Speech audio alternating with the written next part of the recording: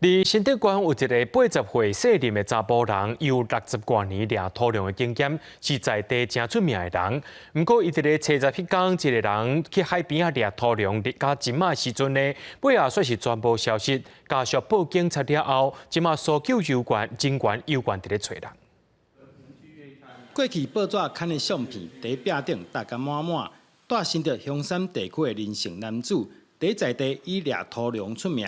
想袂到第初十迄天，伊一人去海山渔港附近要掠土量，到即马也未回来。吃完早餐以后，然后他就背着工具就出门了。我妈是到晚上5、6点才说，爸爸今天都没看到了，早上出去没回来，我们才知道啊，情况不对，然后马上去报警。正讲着小叫，困无人的话，拢敢袂完了吗？提出平常时专门掠土量的工具，伊后生讲，老爸今年已经80，因为有血啊，即马较少出门掠土量。